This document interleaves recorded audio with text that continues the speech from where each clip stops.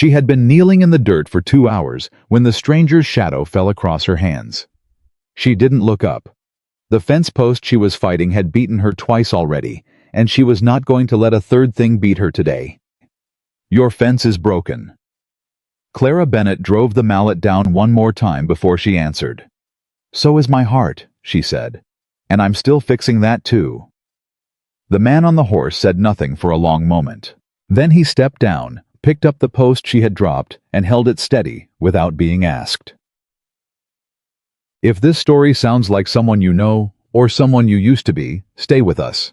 Subscribe so you don't miss a single part of this journey. Because what happens on this ranch over the next 6 weeks is going to remind you that broken doesn't mean finished.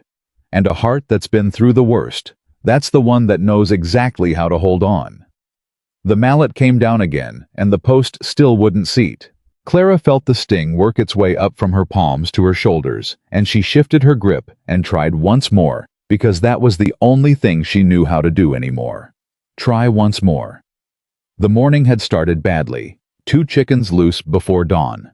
The water pump seized, and now this. The long north fence line that Robert had been meaning to fix since April, still lying in pieces across the dried grass the way he had left it. The way he had left everything. She heard the horse before she heard the man. A slow, even walk. Someone not in a hurry. Someone who hadn't decided yet what he was going to do. She still didn't look up. If it was Harlan Briggs's man come again about the water rights, she was going to send him back with an answer that would make his ears ring for a week. "Your fence is broken." The voice was low, not unkind, just stating a fact the way a man states the weather. She drove the mallet down. "So is my heart," Clara said, "and I'm still fixing that too." She heard him shift his weight in the saddle. She heard him breathe once slow through his nose. Then leather creaked as he stepped down, and the post she had dropped twice already was suddenly being held vertical by a pair of hands she had never seen before, large, scarred at the knuckles, steadier than hers. She looked up then. I wasn't looking at her. He was looking at the post, checking its angle, adjusting his grip slightly so the wood sat true. He had a face that had seen too much weather and not enough sleep, and he wore his hat pulled low enough that she couldn't read his eyes. She could read his jaw, though. It was set the way men's jaws get set when they are not going to talk about whatever it is they're thinking about. "Hit it," he said. Clara hesitated 1 second, and then she hit it. The post went in clean. She stood up slowly, both hands pressed to the small of her back, and she looked at the post and then at him, and the anger she'd been carrying since 6 in the morning was still there, but it had shifted slightly. Made room for something else. She wasn't sure what to call it yet. "I didn't ask for help," she said. "No." He picked up the next post from the pile she'd dragged out. "Where does this one go?" She studied him for a moment, the way she studied a horse she hadn't worked with before, watching for what it was, hiding, watching for what it might do. "You passing through?" she asked. "Looking for work?" "What kind?" "The kind that's in front of me." She almost said something sharp about that. She had a number of sharp things ready, but the fence post was waiting, and she'd already lost 2 hours to fighting the last one alone.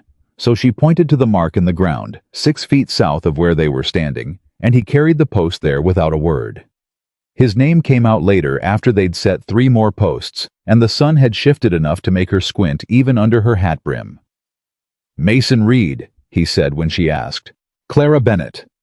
He nodded the way men nod when they're filing information away and don't intend to comment on it. "You ride through from Pueblo?" she asked. "Came south from Denver, stopped a week in Lyman. Looking for fence work. Looking for whatever's available." She watched his hands on the post. He worked without wasted motion. She had noticed that almost immediately, the absence of performance, the absence of the slight self-consciousness, men usually carried when they were trying to make a good impression on a woman alone. He was not trying to impress her. He was just working. That was, she realized, considerably more impressive than if he had been trying. "I can pay $3 a week," she said. "Meals included. There's a room above the barn that's decent enough if you don't mind the cold coming through the north wall." He set the post. Didn't look up. "How long is the fence line?" "Half mile running north. Another quarter east toward the creek. Some of the posts are rotted at the base, they'll need replacing, not just resetting. And the gate at the corner of the east pasture is off its hinge and has been since spring. Howe was quiet for a moment. 6 weeks, he said. That's what I was thinking. He finally looked at her, then directly for the first time, and she had a second to register that his eyes were gray, the particular gray of river water in November, before he looked away again. $4, he said. I'll buy my own tobacco. $3.50, and I'll throw in Sunday dinner. He almost smiled. She could see it in the corner of his mouth, that small, almost thing. Agreed, he said.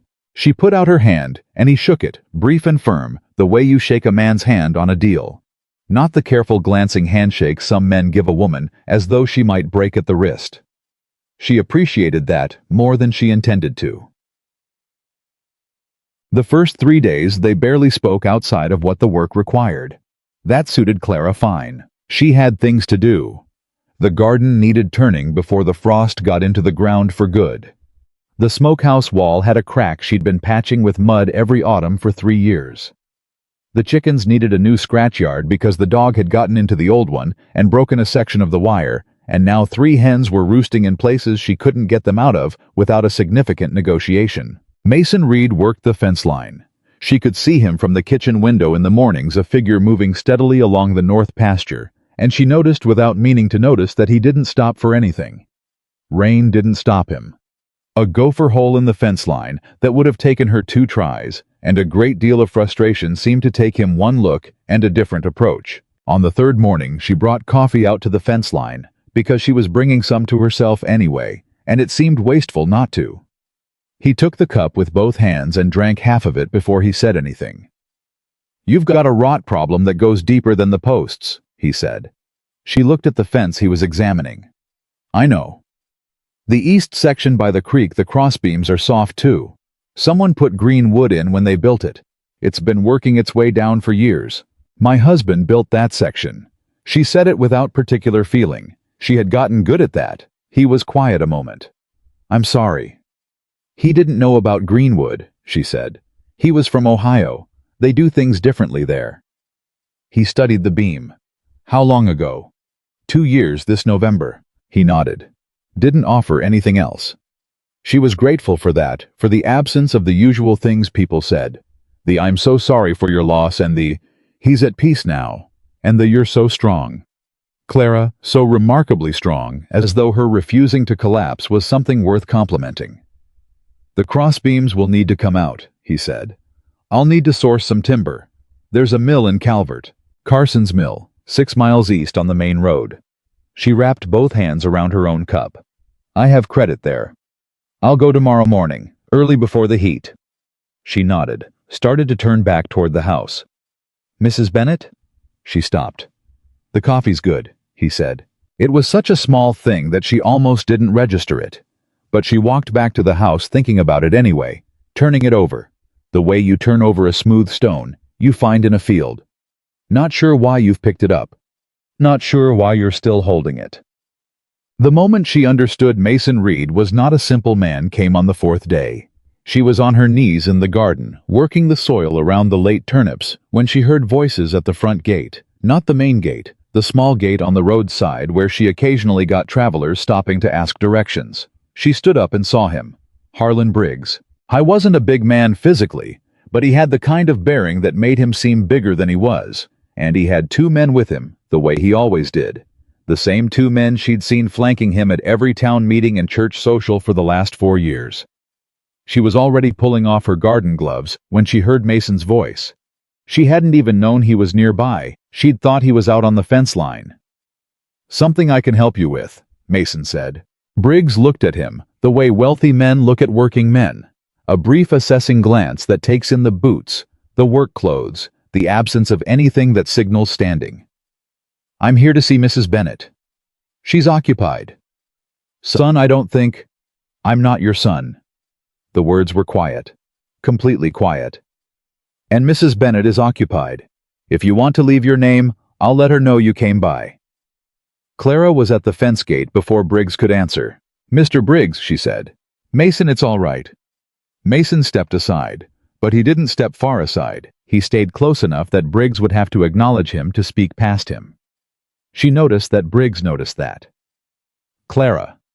Briggs reset himself, turning his attention to her fully. I wanted to follow up on my offer. I haven't changed my answer. You've been holding this place together for 2 years. I think we both know. I said no, she said. In July and again in September. I'm going to assume you have a good reason for making me say it a third time. One of his men shifted his weight. Briggs smoothed the front of his coat. I'm prepared to go to $1,200, he said. That's a fair price, Clara. That's more than fair. The number hit her somewhere in the stomach, because $1,200 would pay off every debt Robert had left her, would give her a room in town, and enough left over to live carefully for 3 years. She breathed through it. The answer is still no, she said. Thank you for riding out. Briggs looked at Mason once more, a slow, measuring look. New hand, he asked. Yes, Clara said. How long? As long as I need him. Briggs put his hat back on his head. You let me know if your thinking changes. He turned and walked back to his horse, and his 2 men followed, and Clara stood at the gate watching until they were past the far tree line. Then she let out a breath she had been holding for approximately 3 minutes. He's going to come back, Mason said. He always does. What does he want with the land? She glanced at him. He was still watching the road the way a man watches a road when he's not sure what's on it yet. The creek, she said. My east boundary runs along the Harney Creek for about 200 yards. He needs the water access for his south pasture. He's been working on 3 other properties along this road for the last year. 2 of them sold. And the third, old Walt Simmons. He's 84, and he told Briggs he'd deed the land to the devil before he'd sell to him. A corner of her mouth moved. I found that encouraging. Mason turned then and looked at her, and for a second, something passed across his face that she couldn't name. Not quite amusement, not quite admiration, something that lived between the two. I imagine you did, he said. The first real trouble came on the 6th day, and it came from a direction she hadn't expected. She was in the barn, checking on the mare who had been favoring her left foreleg for the past week when Mason came in carrying 2 fence posts on one shoulder and stopped in the doorway. The north gate post is gone, he said. She looked up. What do you mean gone? Not fallen, not rotted, gone. He set the posts down. Pulled out clean and taken. Somebody walked out the post and left the hole. She stood up slowly from where she'd been crouching by the mare's leg. The hole's fresh, he said. Ground's not dried around the edge, sometime in the last day or 2. She knew what the north gate post meant. Without it, the gate wouldn't latch. Without the latch, the Hereford steers she kept in the north pasture could push the gate open, and once those steers got out onto the road, she'd spend 3 days she didn't have chasing them. She knew who had done it. She also knew that knowing wasn't the same as being able to do anything about it. I'll need a new post, she said. A good one, 24-inch girth at minimum. I pulled one from the extras at the mill trip. I had a feeling we might need it. She looked at him. You suspected this, she said. I noticed the post had been rocked recently. Soil around the base was loose in a way that weather doesn't make. He paused. I should have said something sooner. She took that in.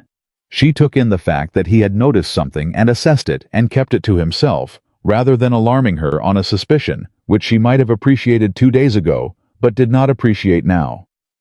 In the future, she said, you tell me what you notice. He held her gaze. Yes, ma'am. It was the first time he had said ma'am to her, and it landed differently than she expected. Not deferential, not the performance of politeness, but something more like acknowledgement. Like he was registering that he had misjudged where the line was, and he was marking where it actually sat. I'll get the post, he said. I'll come with you, she said. I want to see the hole.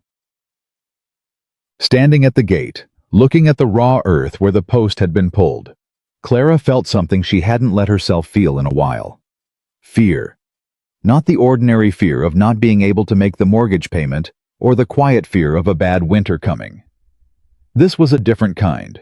The fear that comes when someone decides to remind you that you are alone, and that alone means vulnerable.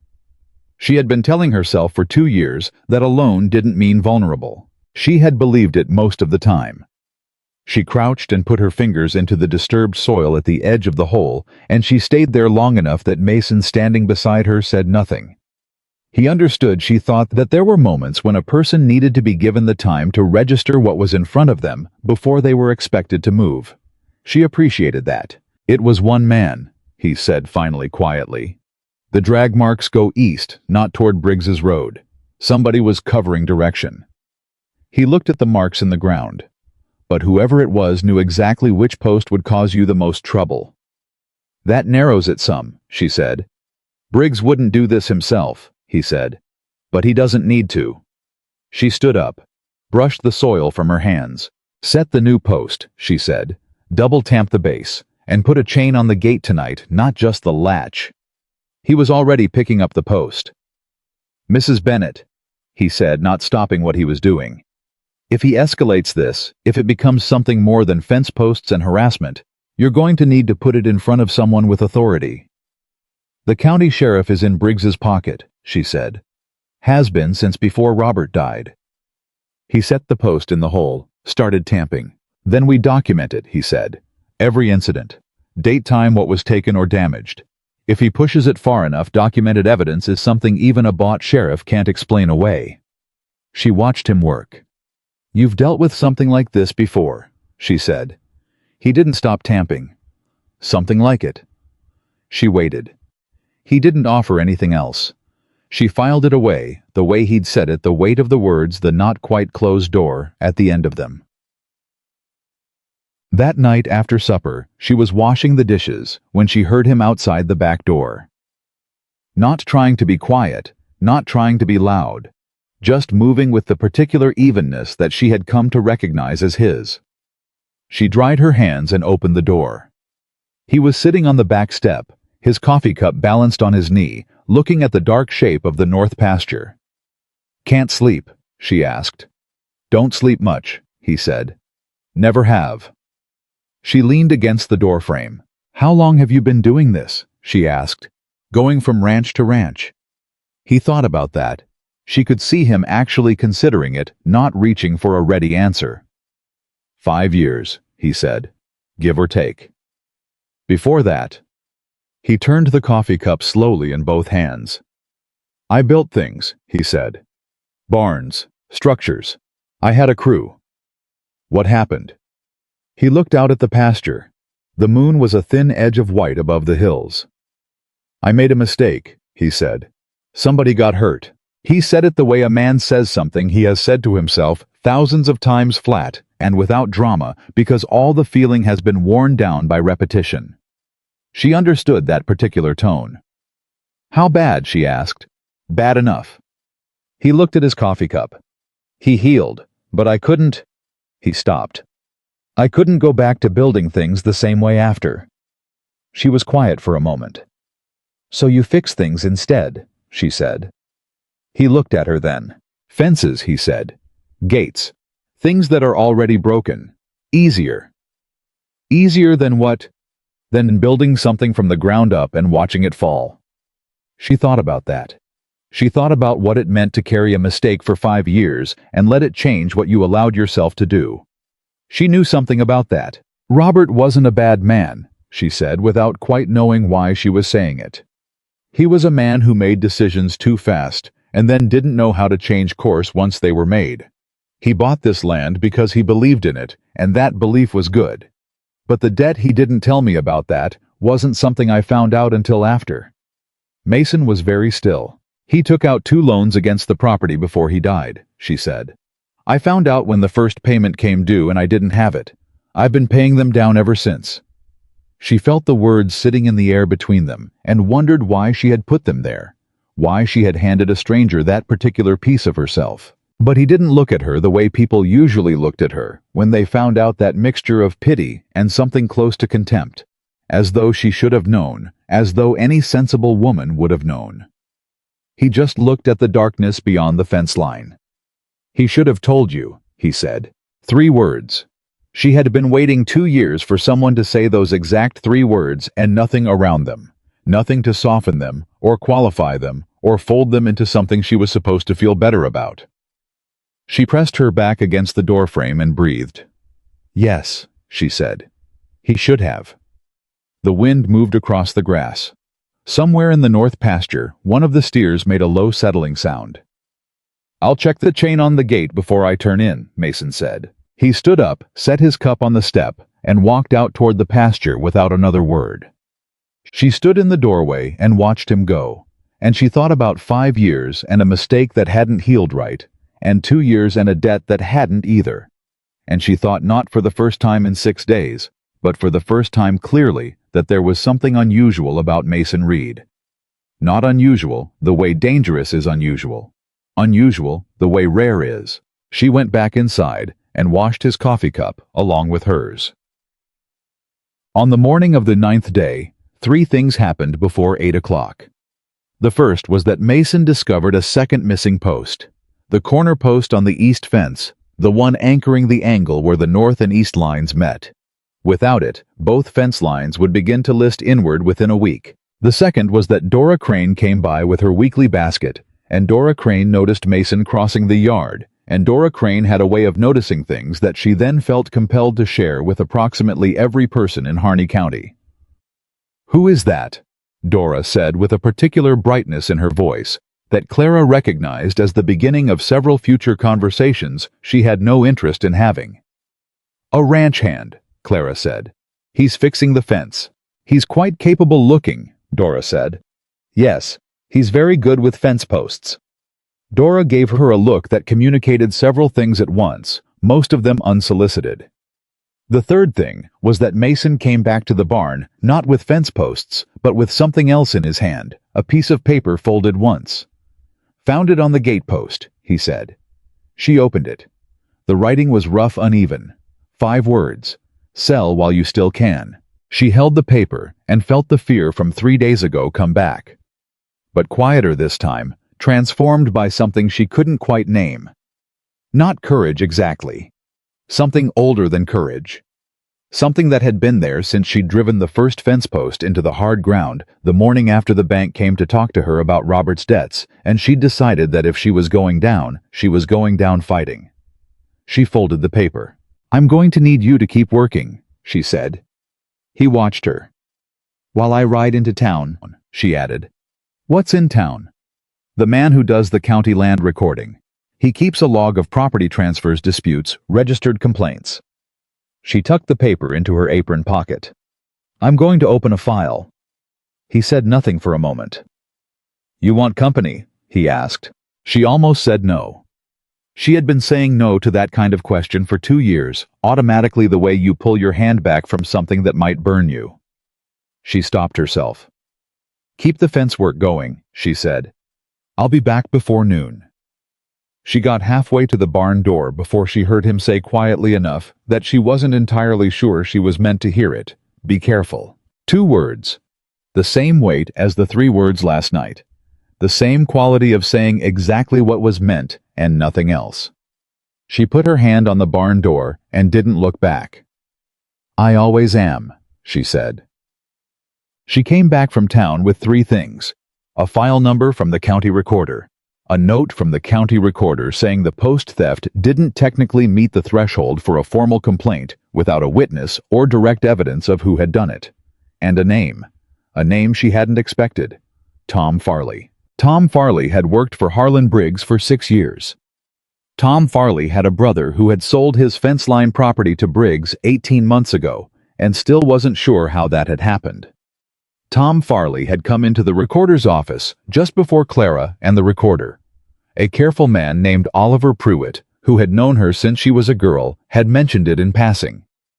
The way careful people mention things in passing when they want to help, but can't be seen to be helping directly. Tom Farley lived 2 miles east on the Calvert Road.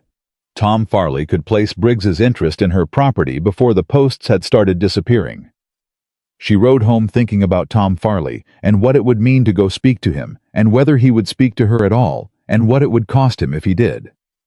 She rode home thinking also about the word that Oliver Pruitt had used when she'd asked how serious this kind of pressure campaign usually got. Serious, he had said. When there's water access involved. Yes. She rode home, and Mason was at the gate when she arrived. Not waiting, she could see that, but working the fence line close enough to the gate that he had clearly been listening for her return. She could see at a distance that he already knew something had changed. She dismounted. "Tell me what you found," he said. And this time, without pausing, without the reflex to pull back, she told him everything. And this time, without pausing, without the reflex to pull back, she told him everything.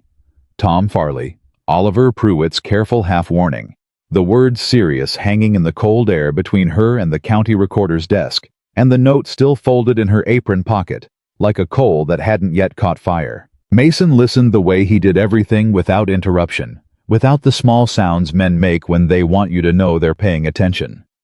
He just listened, his eyes on her face, his hands still at his sides. When she finished, he was quiet for a moment. "Tom Farley," he said. "You think he'll talk to you?" "I think he might." She tied the horse's reins to the post. His brother lost land he didn't mean to lose. That kind of thing sits in a man. It sits in a man until it doesn't anymore, Mason said. And then it either turns into anger or it turns into surrender. You don't know which one Farley landed on. "No," she said. "I don't, which is why I need to go find out." He looked at her for a moment, something working behind those gray eyes that she was beginning to learn how to read very slightly. The way you learn to read weather on a horizon you've been watching long enough. "Not today," he said. "Give him a day to see if Briggs's men come around again. If they do, Farley will know you've been asking questions, and he'll close up." She wanted to argue. She felt the argument ready in her throat, the same argument she'd been having with herself for 2 years, about the right pace and the right moment and the right degree of caution. She let it go. "Tomorrow then," she said. "Tomorrow." She pulled the note from her apron and held it out to him. He took it, unfolded. It read the 5 words with the same expression he might have used to read a feed receipt. "I'll keep this," he said. "Oliver Pruitt said we need documentation." "Then we start tonight." He folded the note and tucked it into his shirt pocket. "Date, time, what was missing, what was left.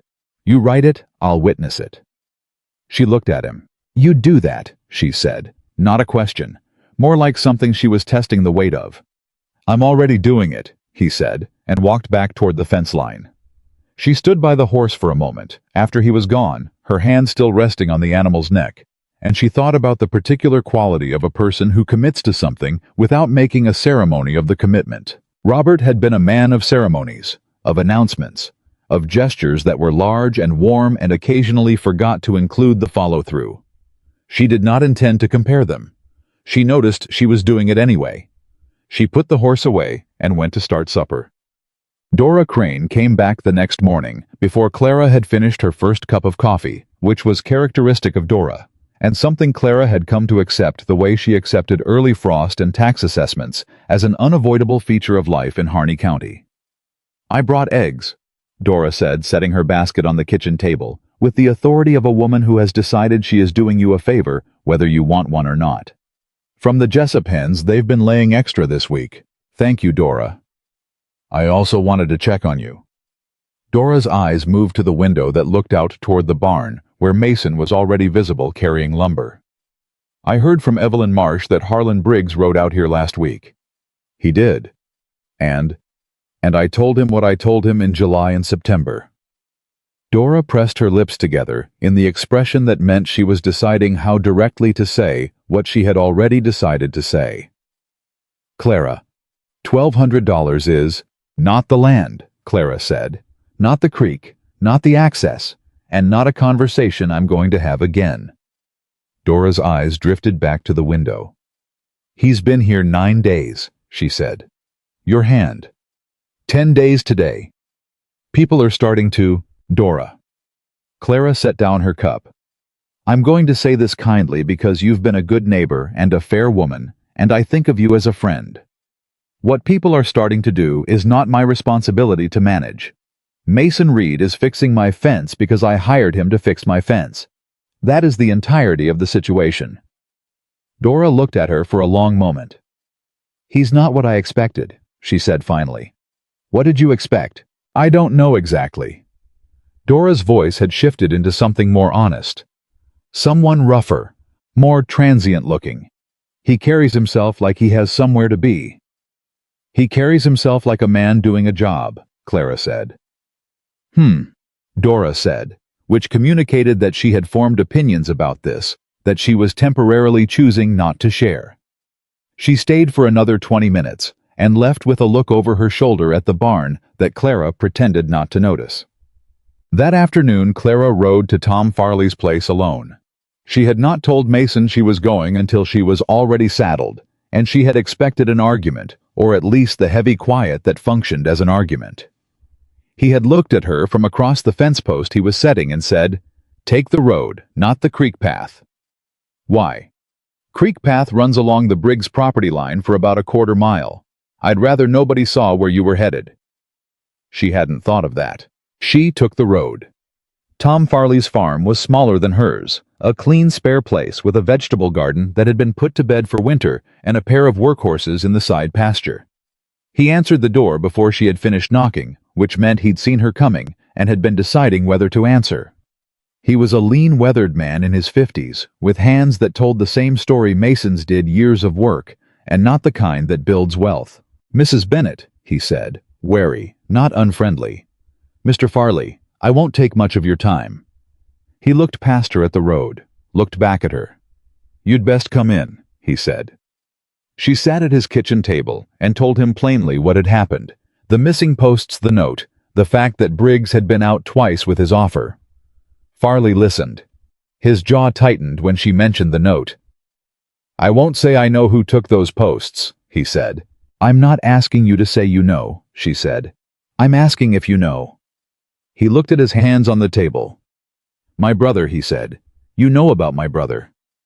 I know he sold land he hadn't meant to sell. He didn't sell it so much as find himself cornered into it." Farley's voice was careful. Precise, the way a man's voice gets when he's been over the same ground so many times he's memorized the dangerous spots. There was a water dispute. Then a grazing dispute. Then Briggs's lawyer sent a letter saying there was a question about the original deed filing. By the time my brother paid a lawyer of his own to sort it out, the legal fees were more than he could carry, and Briggs made his offer at exactly the right moment. She sat very still. "It's a process," she said. "It's a process," Farley agreed. "Wear a man down, or a woman, until the offer looks like relief. And the posts." He looked at the window, looked back. "A man named Decker does odd jobs for Briggs. He's not on the payroll officially." Farley paused. "I saw his horse on your road 2 evenings ago, going east away from your property, toward the Calvert cutoff. Would you be willing to write that down and sign it?" she asked. The silence that followed was long enough that she could hear the clock on his mantle. "I've got a daughter in Pueblo," he said finally. "She's got 2 children. I understand. I don't know that I can—" "Mr. Farley," she leaned forward slightly. "I'm not asking you to stand in a courtroom. I'm asking you to write 1 sentence that says you saw Decker's horse on my road. That's all. 1 sentence, 1 signature." He looked at her. "And if Briggs finds out—" "He's going to find out I'm not selling eventually," she said. "He's going to have to decide what that means. And when he does, 1 signed statement from a neighbor might be the difference between him deciding it's worth the trouble and him deciding to find a different piece of property." Another long silence. He got up, went to the shelf above the fireplace, came back with a pencil and a piece of paper. She watched him write. 7 words. His name at the bottom pressed hard. She folded the paper and put it in her coat pocket. "Thank you," she said. "Don't thank me," he said. "Just don't lose." She rode home faster than she'd ridden out the paper in her coat, feeling heavier than it had any right to, for 7 words and a signature. Mason was at the gate when she came up the road, and she could see from 40 yards that he'd seen her face and knew something had happened. "Good or bad?" he asked when she reached him. "Both," she said. "Decker. That's the man's name. He works for Briggs unofficially. Farley saw his horse on our road 2 evenings ago." Mason absorbed that. "Farley wrote it down," she said. Something shifted in Mason's face, not surprise, calculation. That changes the shape of things, he said. Briggs is going to hear I've been asking questions. Probably already has. So what comes next gets worse before it gets better. He looked at her steadily. Most things do, he said. She dismounted and stood there for a moment, holding the reins, the evening light going long and gold across the pasture. I'm not scared of him, she said. I know you're not. A pause. Being scared of him and respecting what he's capable of are two different things. She looked at him. He held her gaze. I know, she said quietly. I know they are. She put the horse up, and when she came back to the house, Mason had already stoked the stove, and there was coffee on, and she did not comment on it, and he did not make anything of the fact that she didn't comment, and that specific quality of not making things of things felt in that moment like one of the most comfortable things she had experienced in 2 years. The days that followed had a rhythm to them. Not a comfortable rhythm, too much was unresolved for comfort, but a working rhythm, the kind that two people fall into when they're moving through the same days without getting in each other's way. Mason finished the north fence line on a Thursday and started on the east section on Friday, which meant he was closer to the house, and she could hear the sound of him working, while she did the 100 small tasks that a ranch of this size demanded of a woman managing it alone. She had stopped thinking of herself as managing it alone around day 12. She was not sure when that had happened, or how she felt about the fact that it had happened, so she set the question aside, in the way she set aside other questions she didn't have time for yet.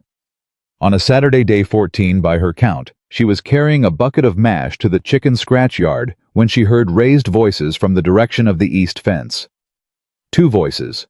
One was Mason's. The other she didn't recognize. She set the bucket down and walked toward the fence line.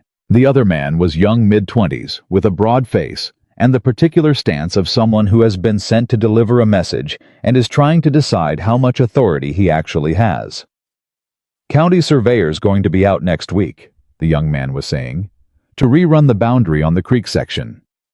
On whose request? Mason said. Mr. Briggs filed a query about the property line placement.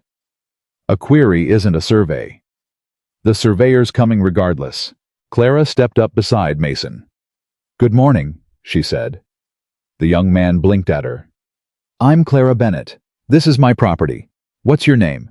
Cotter, ma'am. I know who you work for. She kept her voice even.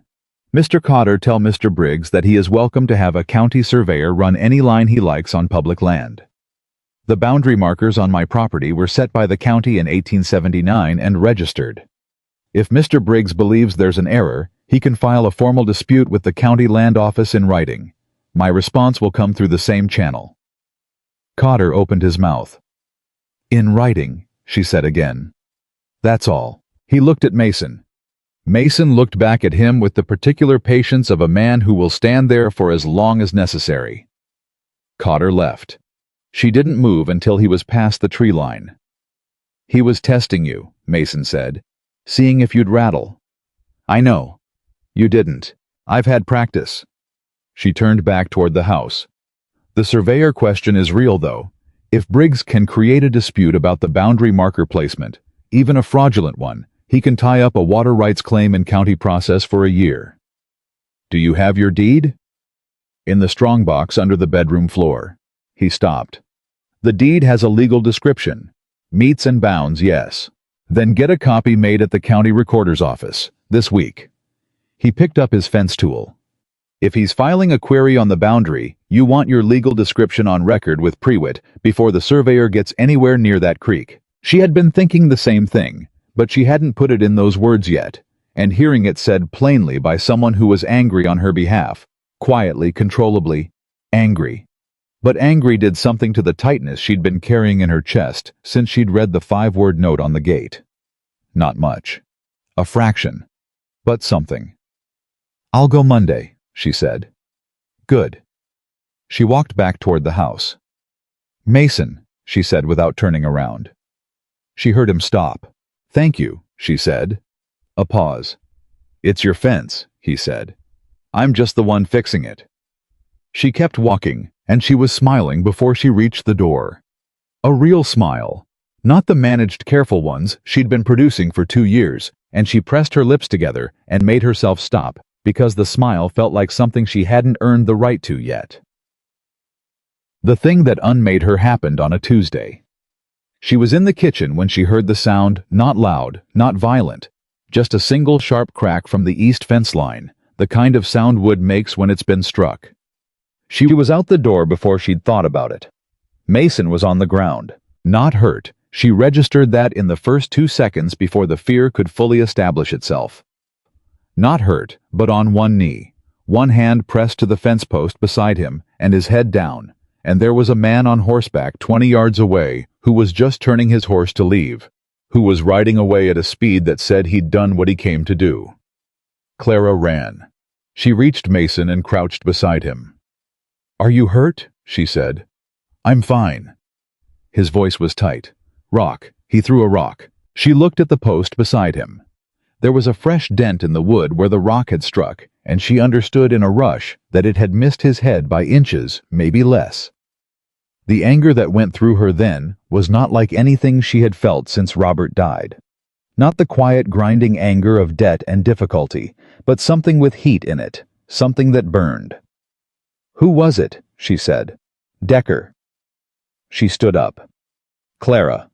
His voice was sharp. "Don't. He threw a rock at your head." "I know what he did." He pushed himself to his feet.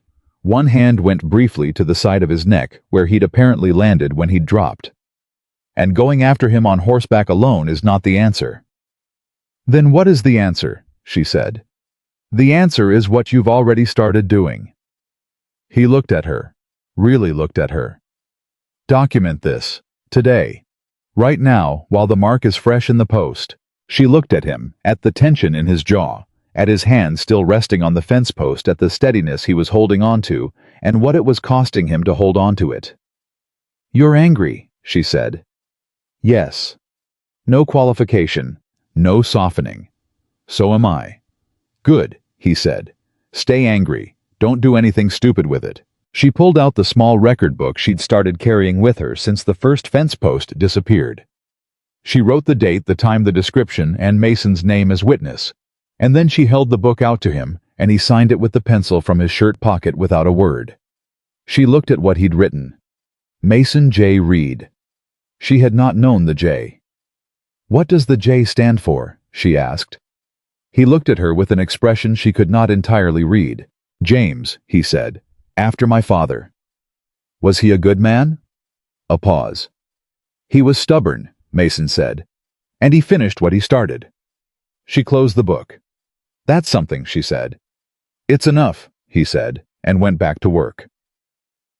That night, she could not sleep. She lay in the dark, listening to the sounds of the ranch, the settle of the house timbers, the horses shifting in the barn, the wind that had been picking up since sundown, and she thought about a rock that had missed a man's head by inches, and what that meant about how far Briggs was willing to go. She thought about Tom Farley's daughter in Pueblo. She thought about 7 words and a signature that might or might not be enough to shift a balance. And then, without intending to, she thought about Mason on his knee on the ground, and the way he had said, "Stay angry," with all the feeling she hadn't expected from him, and the way he had signed his name in her record book like it was a contract he intended to honor. She was not a woman who made the same mistake twice. She knew the difference between feeling something and understanding what it meant. But she also knew, lying in the dark at some hour past midnight, listening to the ranch settle around her, that she had not thought about another human being, this specifically, in 2 years. Not since Robert. And Robert had been a complicated way to think of a person. This was different. She got up before first light, went to the kitchen, started the stove. When Mason came in from checking the gate at 5:30, she had coffee ready and eggs on the iron pan, and she did not look up from what she was doing, and he sat down without comment and waited. "Decker has to stop," she said. "Yes." "Farley's statement alone isn't enough." "No. If I can get one more witness, one more person who can place either Decker or someone connected to Briggs near my property line, I can take the full package to Oliver Pruitt, and ask him to formally refer it to the district office, not just the county sheriff. The district office in Denver. Yes, the county sheriff is Briggs's man, the district office is not. She heard him turn his coffee cup in his hands. That's a longer road, he said. I know.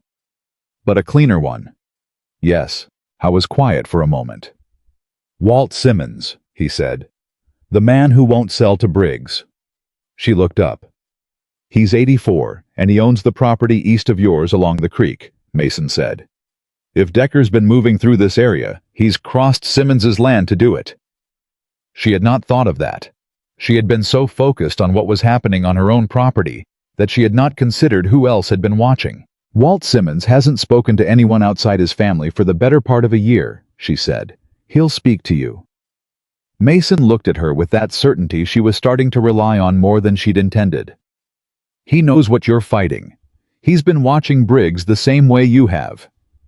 She thought about it. Tomorrow, she said. Tomorrow, he agreed. She put eggs on his plate. He picked up his fork. She sat across from him with her own plate, and for several minutes neither of them said anything, and it was not the silence of two strangers who have run out of things to say. It was the silence of two people who have said enough for the moment and know there will be more to say and are not in a hurry to get there. Outside, the sun was coming up over the east hills, and the light came through the kitchen window and lay across the table between them, and neither of them mentioned it. Walt Simmons's place was 3 miles east, and he met them at the gate, both of them, because Mason had simply saddled his own horse that morning without being asked, and she had not told him not to. Simmons was small and sharp-eyed, with the look of a man who had spent 84 years forming opinions and had nothing left to apologize for. He looked at Mason, looked at Clara, looked at Mason again. You're fixing her fence, he said. Yes, sir, Mason said. Are you doing it right? I'm doing it the only way I know how. Simmons made a sound in the back of his throat that might have been approval. He opened the gate. Come in then, he said. I'll put coffee on. Inside, while the coffee heated, Simmons listened to Clara the same way Mason did, fully without interruption. Then he was quiet for a moment. Decker, he said. That man's been crossing the south end of my property since September. I've seen him twice from the house and once from the creek bank. Clara felt the floor of the situation shift under her. You've seen him crossing your land, she said. 3 times, heading east and then cutting south, which puts him coming up along your creek boundary. Simmons looked at his coffee cup.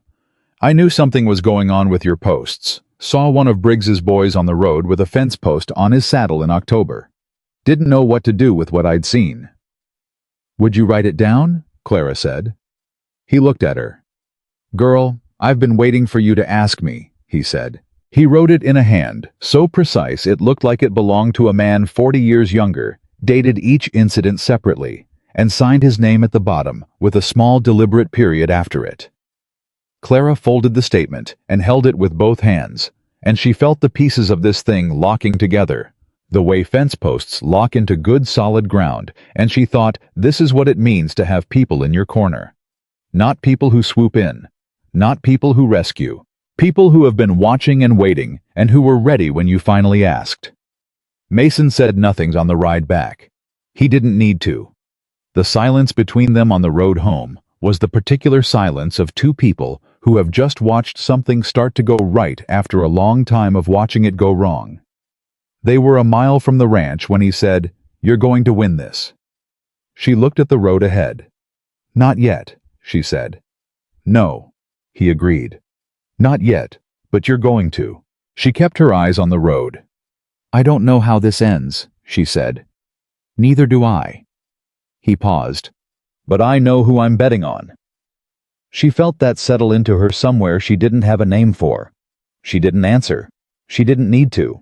They rode the last mile in the same easy quiet, and when the ranch came into view at the end of the road, the house, the barn, the new fence posts standing straight and solid against the gray November sky, she felt something she had been carefully not letting herself feel for a very long time.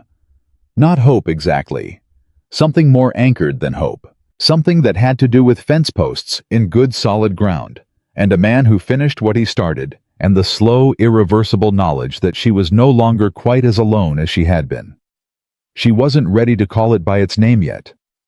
But she wasn't pretending it wasn't there. She wasn't pretending it wasn't there, that slow, anchored thing that had taken root in her chest somewhere between Walt Simmons's kitchen table and the last mile home. But she also wasn't ready to examine it, so she did what she had always done with things she wasn't ready for. She worked. Monday morning, she rode into town with 3 documents folded inside her coat. Farley's 7 work, Simmons's 3 dated incidents, and the copy of her deed that Mason had reminded her to make. Oliver Pruitt took all 3 without ceremony, logged them into the county file, and then looked at her over his spectacles with an expression she had not seen from him before. "This is enough to refer upward," he said. "To the district office. To the district office." He tapped the stack of papers. 2 independent witnesses placing the same individual on or near your property. A threatening note documented property damage. That's a pattern, Clara. The district land office in Denver has jurisdiction when a pattern of harassment affects recorded property rights. She felt the ground under her shift again, not the frightening shift of things going wrong, but the rarer shift of things beginning to align. "How long will it take?" she asked. "The referral itself a week. Their response could be a month, could be less if the district agent is currently in the county." Pruitt removed his spectacles and cleaned them with his handkerchief. "There's another thing." She waited. "Briggs filed his boundary query last Friday," Pruitt said. "Officially. The county surveyor is scheduled for the 22nd. That was 11 days away. "Can the referral run concurrently?" she asked. "It can, and it will complicate Briggs's query considerably because the district office will flag any active dispute in its review." He put his spectacles back on. "Briggs's lawyer is good, but he's not good enough to argue a boundary query in front of a county surveyor and a district land review at the same time without one of them catching something he'd rather not have caught." She rode home with the kind of clarity that comes after a long time of moving through fog, not joy exactly, but the clean, specific relief of knowing where the ground is. Mason was at the gate. She had noticed without commenting on it that he had developed a habit of being near the gate when she returned from anywhere. Not waiting, always working, always doing something, but near enough that she was never riding back to an empty yard. She told him what Pruitt had said. He listened. Then, 11 days. Yes. Briggs will know about the referral before the week is out, probably. Which means the next 11 days are the ones to watch. She looked at the fence line solid now, along the north solid along the east, the new posts standing straight in the November ground, the way the old rotted ones never had. "You'll have the east section finished by the 22nd, she said. 4 days before, if the weather holds. And if it doesn't, he looked at the sky. She had learned to watch him look at the sky because he read it the way she read ledgers, with attention and without illusion. "Snow by Friday," he said. "Not heavy, but cold." She took a breath of that cold air and steadied herself inside it. "Then we work fast," she said. They worked fast. Tuesday and Wednesday went into the east fence with the particular focused intensity of 2 people who have stopped needing to explain themselves to each other. He set posts, she carried timber, they tamped and measured and checked angles, and by Wednesday evening the east section was 3/4 done, and the light was going, and she was so tired she could feel it in the specific small bones of her hands. They walked back to the house together in the last of the light, and she was aware precisely the way you become aware of things. You have been managing not to be aware of that. Their shoulders were close enough that the cold air between them was thinner than it should have been. She didn't move away. He didn't either. She was not sure which of those facts was the more significant one. Inside she put supper on, and he washed up at the pump, and when he came back in and sat down, she noticed that he had stopped sitting at the far end of the table and was now sitting at the near end, the one closest to where she stood at the stove, and she did not point this out. "Tell me something," she said, spooning stew into his bowl. He looked up. "Tell me something about Missouri," she said. "Where you grew up." Something in his expression shifted the careful, controlled surface of him, loosening the way a frozen creek loosens at the edges in early spring almost imperceptible unless you were paying close attention. She was paying close attention. Flat, he said. Flat and green and loud with frogs in the summer. We had a place outside of Hannibal. 40 acres. My father ran cattle, not many, just enough to keep us fed and solvent. Brothers, sisters. One sister, Eleanor. He turned his spoon slowly.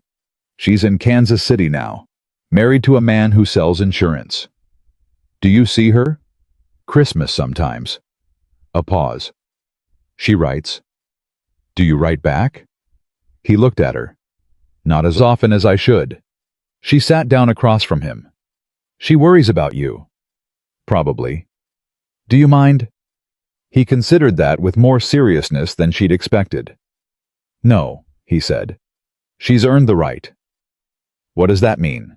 It means she was there when I wasn't at my best, he said, and she didn't look away. Clara wrapped her hands around her bowl and felt the warmth of it spread into her palms. That's what family is supposed to be, she said. I know. He looked at his stew. Doesn't always work that way. No, she agreed. It doesn't. The fire settled in the stove. The wind had come up outside, a real wind now, not just the thin cold of the early evening. Robert's family is in Ohio, she said. His mother writes at Christmas. I write back. We don't say much to each other, but we say it faithfully. That's something. It's enough, she said, and heard her own echo of his words back to him and watched him register it. The corner of his mouth moved. Your chickens are less quiet than usual, he said. She listened. He was right. There was a particular edge to the sound coming from the chicken yard, a restlessness. Wind makes them nervous, she said. He finished his stew, set his bowl aside. There's a smell in the air tonight. Snow. Something more than snow. She had lived on this land for 3 years, and she trusted her own reading of it, and she also trusted she realized his reading of it, and the combination of both readings said the same thing. Finish supper, she said. I want to check the barn before dark. The storm hit in the night, not politely, not with the gradual building that gives a person time to prepare.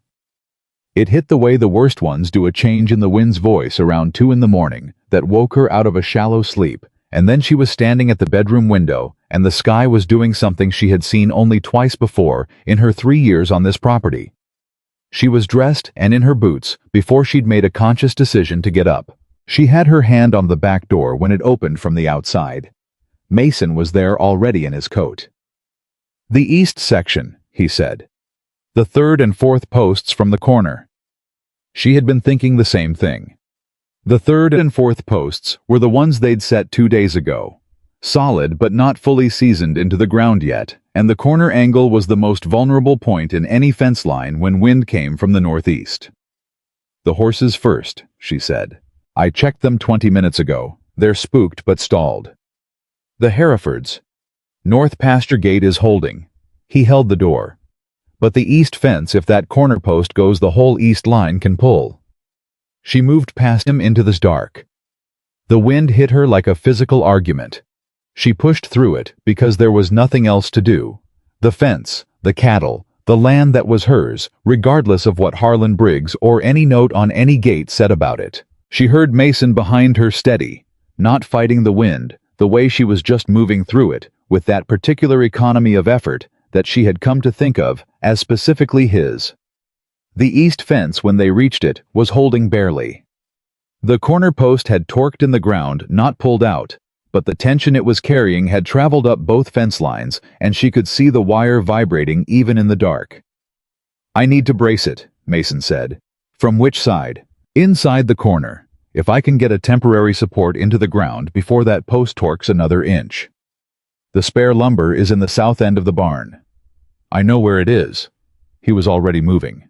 Get the mallet, the big one. She ran. She didn't think about the dark, or the cold, or the wind that was doing its level best to take her hat. She thought about the fence and the cattle, and the 2 years she had spent holding this property together with her hands and her stubbornness, and the particular refusal to fail that had kept her upright on mornings when there was no particular reason to be upright. She got the mallet. When she got back to the corner, Mason had a timber brace positioned and was holding it vertical against the corner post with both arms. His whole body weight leaned into it, and she understood immediately what she needed to do. She drove the base stake into the ground. 3 hits. 4. The mallet rang off the wood, and she felt the impact up both arms, and she hit it again because it needed to go deeper. 1 more, Mason said through the wind. She hit it once more. The brace seated. The corner post stopped moving. She stood there in the dark with the mallet still in her hand, breathing hard, and for a moment neither of them said anything, both of them just registering that it had held. Then Mason put his hand on the brace, tested it again. "It'll last the night," he said. She let out a breath. That was when she noticed his hands. He'd been holding the timber brace against a post in a November storm for long enough that the cold had done damage. She could see it even in the dark, the way he held his hands slightly wrong, and she reached out without thinking and took his right hand in both of hers. He went completely still. She turned his hand over. His palm was deeply reddened from the cold and from the pressure of holding the timber, and there were 2 places along the heel of his hand where the bark had stripped skin. "You should have had gloves on," she said. "I moved fast," he said. His voice had gone quiet in a different way than usual. "I didn't think." She was still holding his hand. She was aware that she was still holding his hand. She was also aware that he was not pulling it back. "Come inside," she said. "I have salve for this." She let go of his hand and started toward the house, and she did not look back because she didn't need to. She could hear him following steady, as always, behind her. In the kitchen with the lamp lit and the stove going, she put salve on his palm and wrapped the heel of his hand with a strip of clean cloth from the drawer where she kept such things, and he sat at the table and let her do it without protest, which was its own kind of thing. She had noticed that Mason Reed, who resisted nothing about physical labor, resisted being helped. Not dramatically, he didn't pull away or argue. But there was a tightness in him when anyone came too close to the territory of his needs, a careful self-sufficiency that she recognized because she had built the same thing in herself over the past 2 years. He was letting her past it right now. She tied the last knot in the bandage and straightened up. He was looking at his wrapped hand. "I froze," he said. She looked at him. "Out there." His jaw was tight. "For a second. When I saw the post moving, I froze." She sat down across from him. "You didn't freeze," she said. "You were out there 20 minutes before I was." "I froze inside." He looked up. "There was a moment when I saw the timber brace needed to go in, and I thought about the last time I put a brace in wrong. The accident. 5 years ago. The apprentice who'd been hurt." She kept her face steady. "Then you did it anyway," she said. "Yes." "That's not freezing," she said. "That's being a person." He looked at her for a long moment. "You make things sound simpler than they are," he said. "I make them sound exactly as simple as they are," she said. "You did the thing you were afraid to do. The fence held. That's the whole story." Something moved across his face, complicated, layered, the kind of thing a person accumulates over 5 years of carrying something heavy. "The apprentice's name was Cal," he said. She waited. "He was 19, good worker. Followed instructions exactly." Mason looked at his wrapped hand. "I made a calculation error on a load-bearing angle. The beam came down wrong. It caught him across the shoulder and the side." He was quiet for a moment. "He healed. I told you that. 18 months, and he was back to full work." "But you weren't," she said. "No." A long pause. "I wasn't." "Did you apologize to him?" "Many times." "Did he forgive you?" "Yes." Mason's voice had the flatness of something said too many times. "He said it wasn't my fault. He said it was an accident. He said he'd have done the same calculation in the same conditions." "But you didn't believe him." "I believed he meant it." He looked up. "I didn't believe he was right." She thought about that. She thought about the specific cruelty of a guilt that refuses to accept the absolution it's been offered. "Mason," she said, and she used his name deliberately the way she used it when she meant something. Cal's forgiveness was real. Whether or not you deserved it is not something you get to decide alone. He looked at her with those gray November eyes, and she watched something in him strain toward what she was offering, and then hold back the way a man holds back from a bridge he's not sure will carry him. "It's not that simple," he said. "I know it's not," she said. "I'm not saying it is. I'm saying you've been the only judge in this case for 5 years, and it might be time to let someone else weigh in." He was quiet for a very long time. The storm worked against the north wall of the house. The lamp flame moved. "You're not what I expected," he said. "You keep almost saying things like that," she said. "What did you expect?" The corner of his mouth moved. "A widow with a broken fence," he said. And instead, he looked at her with an expression that she felt in her sternum. "Someone who fixes things while they're still broken themselves," he said. She held his gaze for exactly as long as was safe, which was not very long. Then she got up and checked the stove because the stove needed checking, and because she needed to move before she said something she was not yet ready to say. "The brace will need a permanent fix tomorrow," she said. "I know. And the corner post will need to be re-tamped when the ground softens." "I know that too." "Go get some sleep," she said. "The storm should blow through by morning." She heard him stand. "Clara," he said. She stopped. "Thank you," he said. "For a pause. For all of it." She looked at the stove. "Sleep," she said. "We have work tomorrow." She listened to him go out the back door, and she stood at the stove with both hands pressed to the warm iron of it, and she thought about a man who had been punishing himself for 5 years for being human. And she thought, stop thinking about this. She thought about it anyway. The storm blew through by dawn, the way Mason had predicted, and left behind 2 inches of snow and the hard, clarified cold that comes after weather breaks. It also left behind something she found nailed to the barn door. Not a note this time. A legal document. Folded official-looking, with a county seal on the outside. She pulled it free and read it standing in the cold, and the anger that went through her was so clean and complete that for a moment she couldn't speak. It was a formal notice of survey dispute. Briggs had accelerated the timeline. The surveyor wasn't coming on the 22nd anymore. He was coming Friday. 4 days. She walked to the fence line where Mason was already assessing the storm damage, the document in her hand. She held it out without a word. He read it. His jaw tightened in that specific way. "He moved it up," he said. "He heard about the referral," she said. "He's trying to get the survey done before the district office can flag it." Can he do that? If the survey comes back first and supports his boundary claim, it creates a fact on the ground that's harder to argue against, even with a district review. She took the paper back. "He's not stupid. He's moving fast because we moved first." Mason was quiet for a moment. She could see him thinking not the surface-level thinking of immediate reaction, but the deeper kind, the kind that turns a problem over and looks at it from angles. "Prewitt," he said.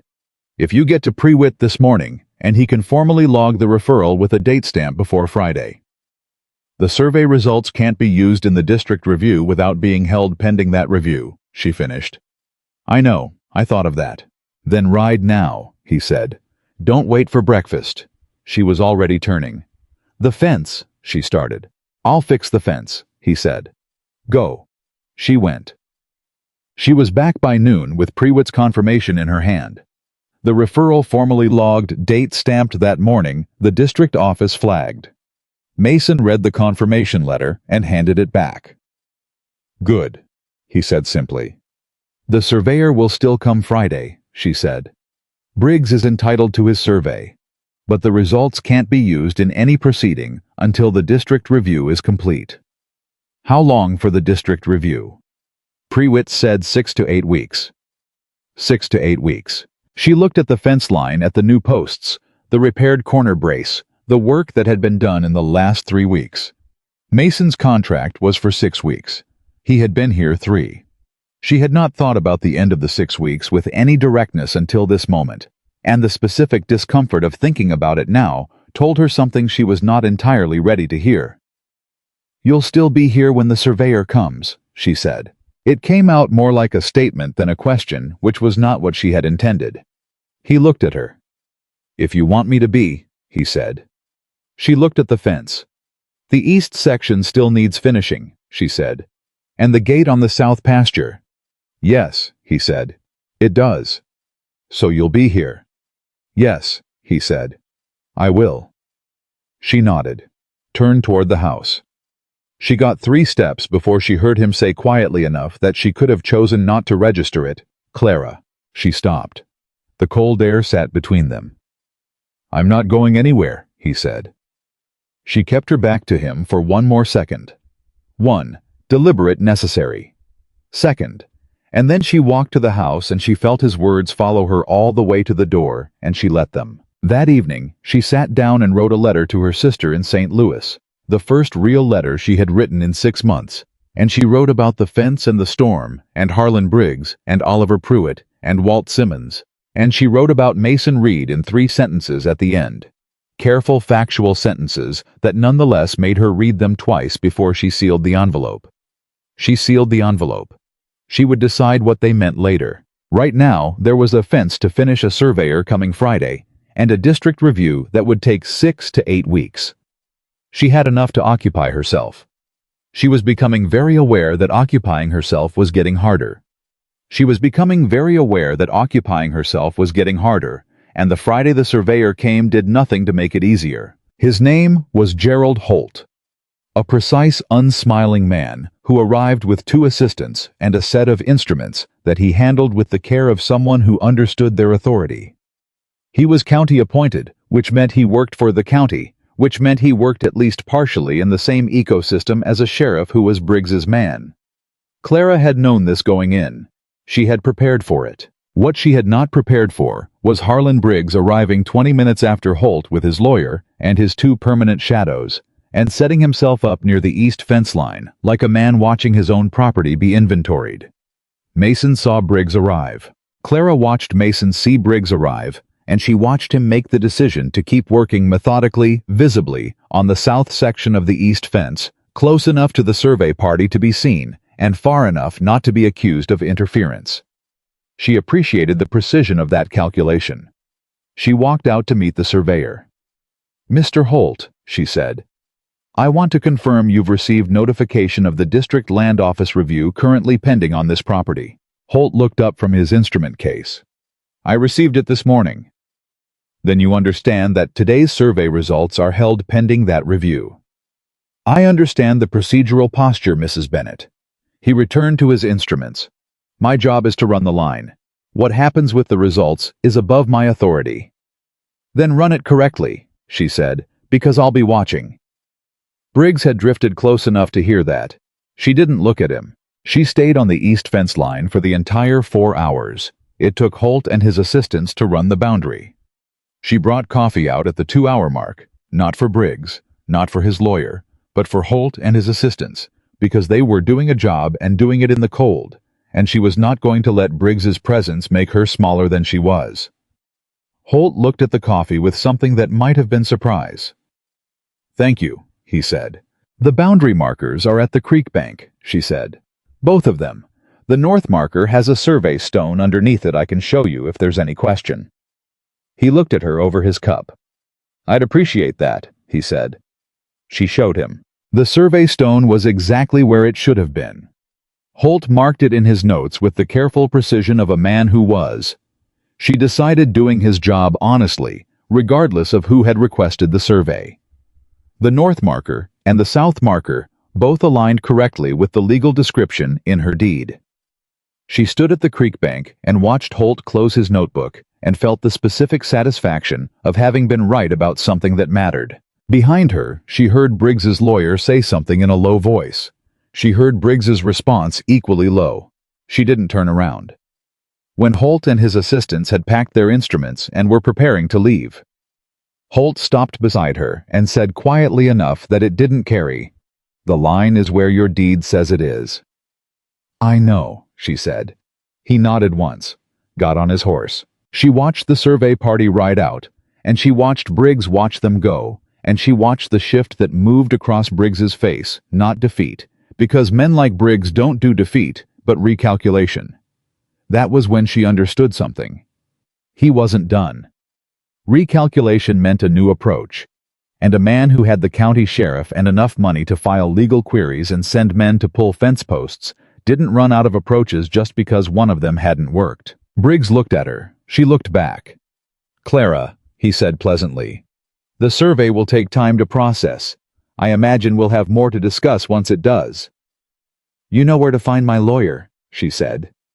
His eyes moved to Mason, who had stopped working and was standing 40 yards away with a fence tool in his hand, not moving. Not threatening, just present. Occupying space with the particular solidity of a man who intends to continue occupying it. "Interesting choice of hand," Briggs said. "He's the best fence man in the county," she said, "as you can see." Briggs looked at the fence. She had the small, fierce pleasure of watching him look at it straight and solid and correctly built in a way that said, "This is not a property in distress." He left without another word. She waited until the sound of hoofbeats faded before she let herself exhale. Mason walked up beside her. "Well," he said, "the line is correct." Holt confirmed it. A beat of silence. "He's going to come at this from a different direction," Mason said. "I know. Do you have a guess at which one?" She looked at the creek. The water was low for November. It had been a dry autumn, but it ran clearly, and in the spring it would run full, and Briggs wanted access to it badly enough to have spent months engineering a campaign against her. "The debt," she said. Mason went still. "Robert's loans," she said. "They're both held by the Harney County Savings and Trust. Briggs has a significant relationship with that bank." She kept her voice even. "If he can't get the land through a boundary dispute, he might try to get it through a debt call." "Can he do that, call the loans?" "The bank can call them if there's a covenant violation, a material change in the property's condition, or if a payment is missed." She looked at the fence. "I haven't missed a payment, but a material change in property condition is broader. It could theoretically include active legal disputes." "That's a stretch." "It's a stretch a good lawyer could make with a cooperative bank." She turned back toward the house. "I need to talk to someone." "Who?" She had been turning this over in her mind since the moment she'd understood the shape of Briggs's recalculation. "There's an attorney in Calvert," she said. "Franklin Oaks. He's not Briggs's man. He handled Walt Simmons's property filing 2 years ago. Simmons trusts him." "When?" "Monday," she said. "And this time I'd like you to come with me." He looked at her. "You sure?" he said. "You know what you know about the fence, about what you've witnessed, about the timeline of events on this property," she said. "Oaks needs the full picture." He nodded. "Monday, then." Saturday brought Dora Crane again, as it reliably did. But this time, Dora brought something unexpected information. "You know Cotter?" Dora said, settling into the kitchen chair with the authority of someone who has news and intends to dispense it at her own pace. "The young man who works for Briggs." "I've met him," Clara said. "He came into the dry goods yesterday. He was talking to Amos Fletcher about, well, not talking to more, letting it be known that Briggs is planning to make an offer on the Pierce property." Clara set down her cup. The Pierce property was north of hers. It didn't border the creek, but it bordered her north fence line, and if Briggs acquired it, if he owned properties on 2 sides of hers, the pressure would change shape entirely. "The Pierces are thinking of selling," she said. "Ada Pierce has been having trouble with the roof since September, and Henry's back isn't right," Dora said. "They've been quiet about it, but you know how it is. A hard winter, and a man who can't work, and an offer that looks like relief." "What's the offer?" $800 for the whole 42 acres. "That's below value," Clara said. "I know it is," Dora said. "But Ada doesn't have a lawyer, and Henry's not thinking past the next snowfall." Clara was already thinking past the next snowfall. Briggs didn't need the Pierce property for the creek. The Pierces didn't border the creek. What he needed it for was leverage. If he owned the property to her north, any dispute about her fence line, her access, her boundary conditions, became a two-front problem. He was building a surround. She thought about this for the rest of Saturday, and on Sunday morning after church, she stopped at the Pierce place. Ada. Pierce was a large, tired woman with kind eyes and a husband who was, Clara could see immediately, not well, not dangerously, but the kind of slow deterioration that comes from a hard life and one injury too many. Henry sat at the kitchen table, and Clara sat across from him, and she said what she'd come to say directly, the way she said everything. "Briggs is going to offer you $800, she said. "Your land is worth $1,150, maybe $1,200 in this market." Henry looked at his hands. "We don't have time for this market." "I know." She kept her voice steady and gentle. "Henry, I'm not asking you not to sell. I'm asking you not to sell to Briggs without talking to Franklin Oaks first. He's in Calvert. One conversation. He can tell you whether 800 is the floor or the ceiling." Ada looked at her husband. Henry was quiet for a long time. "Oaks is the one who helped Walt Simmons," he said finally. "The same." Another long pause. "I'll think about it," he said. "That's all I'm asking," she said. She rode home knowing it wasn't settled, knowing it might not settle the right way, but knowing she'd said what needed to be said directly, and without pretending the situation was simpler than it was. Mason was on the porch when she got back. She told him everything. He listened, and she watched him absorb it. The Pierce property, the surround strategy, the way Briggs was expanding the field of play, and when she finished, he was quiet for a moment. "He's patient," Mason said. "He's not trying to win fast. He's trying to exhaust you." "I know." "Are you?" She looked at him. "Am I what?" "Exhausted." The honest answer sat in her throat for a moment before she let it out. "Some," she said. "Some days more than others." He nodded, not dismissively registering it the way he registered things fully. "Monday is Oaks," he said. "One thing at a time." "One thing at a time," she agreed. She went inside. He stayed on the porch a moment longer, and she heard his footstep on the boards, not leaving, just standing, and she didn't go back to the door, but she was aware of him there, the way you're aware of a fire on a cold night, even when you're not looking at it. Franklin Oaks was a compact, neat man of about 50, who had the particular quality of complete attention that the best lawyers and the best listeners share. He heard everything. The fence post, the note, the survey, the district referral, the debt structure, the Pierce situation. And when Clara and Mason finished, he looked at his notes for a moment before he looked up. "The district review is your strongest protection right now," he said. "While it's active, Briggs's ability to use any legal mechanism against the property is significantly constrained." "What about the bank?" Clara said. "The loans." Oaks tapped his pencil on the desk. "Do you have copies of the loan documents?"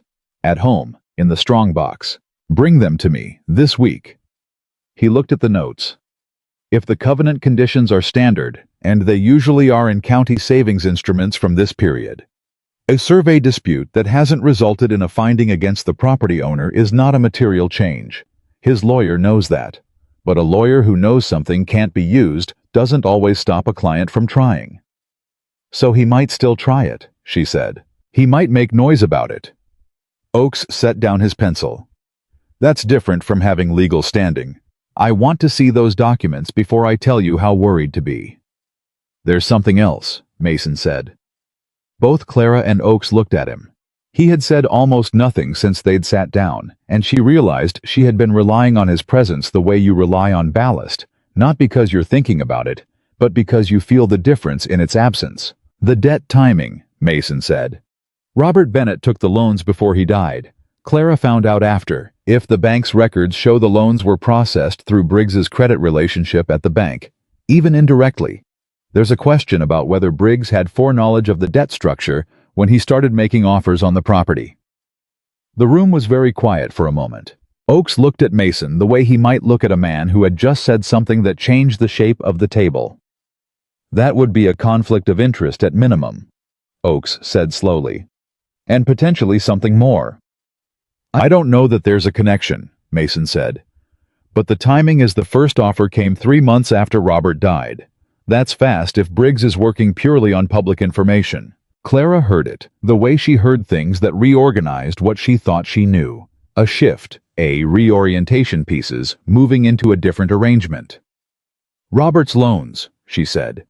Could Briggs have known about them before I did? Oakes picked his pencil back up. Bring me the loan documents, he said again, but his voice had a different quality now. All of them. And whatever you have about the timeline of Briggs's first contact. On the ride home, Clara was very quiet. She wasn't processing shock. She had stopped being shocked by Harlan Briggs some time ago. She was processing the particular anger of a pattern becoming visible of understanding that what had been done to her had been planned from a point earlier than she had imagined, and that Robert's debt had been not just a burden she'd inherited, but possibly a mechanism someone had intended her to inherit. She could not prove it yet. She intended to. How did you think of that? She said when they were 2 miles from the ranch. I've been thinking about the timing since you told me about the loans, Mason said. 3 months is fast. Men like Briggs have information networks. They know which properties have debt problems, which families are in trouble. If he had access to that information through the bank. He used Robert's debt to position himself, she said. Maybe. A pause. Or maybe the timing is coincidence and I'm wrong. You're not wrong. She felt it in the certainty that had been building in her since Prewitt's office, since Farley's kitchen table, since Walt Simmons's careful handwriting. He knew. He positioned himself before Robert was in the ground. The anger in her was clean and cold, the way the air after the storm had been clean and cold, and she let herself feel it fully because it was useful, and because it was honest, and because a person who doesn't feel their anger clearly doesn't aim it right. We need those loan documents, she said. Tonight, he said. Tonight, she agreed. That evening, she opened the strongbox. The loan documents were there, 2 of them both dated 18 months before Robert died, both from the Harney County Savings and Trust, both signed in Robert's careful, slightly formal handwriting. She spread them on the kitchen table, and she and Mason read them together side by side, close enough that their shoulders nearly touched, and she did not move away from that closeness, and neither did he. The first loan was for $400. Standard terms. The lender of record was the bank, no individual name attached. The second loan was for $650. The lender of record was the bank. The authorized co-signatory on the second loan. A secondary review position. The kind of institutional formality that usually meant nothing was listed as H.L. Briggs board member, Harney County Savings and Trust. She went very still. Mason went still beside her. She read the name again. H.L. Briggs. He was on the board, she said, when Robert took this loan. He had access to every loan file in that bank, Mason said. He knew the debt structure before you did. He knew it before Robert died. Her hands were flat on the table, and she was breathing carefully in through the nose slow, because the anger needed to stay useful and not become something else. He watched us, she said. He watched Robert take the debt, and he waited, and when Robert died he came with an offer in his hand 3 months later, because he knew exactly what I'd be carrying. Yes. And if I'd taken any of those offers, he'd have gotten the creek access, cleared Robert's debt as part of the transaction, and walked away looking like he'd done me a favor. Yes, Mason said again. That's exactly what he was doing. She stood up from the table. She walked to the window. She pressed both palms to the cold glass and looked out at the fence line. Her fence line. The repaired posts standing straight in the dark, and she felt the full weight of 2 years of managing debt and fear and refusal, and she felt it differently now that she understood what it had been built on. She turned back. This goes to Oakes tomorrow, she said. First thing. And copies to Prewitt at the county recorder. I want it on record before Briggs has any indication we've found it. Tonight, he said. We make the copies tonight. She looked at him, at this man who had come to fix a fence and had stayed to understand the full shape of what she was fighting, who had seen a thing in a loan document that she had been too close to see, who had sat in Oakes's office and said quietly, the thing that changed everything.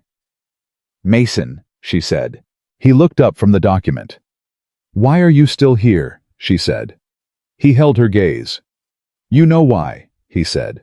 The fire in the stove, the lamp between them on the table, the loan document with H.L. Briggs's name on it lying there like a confession.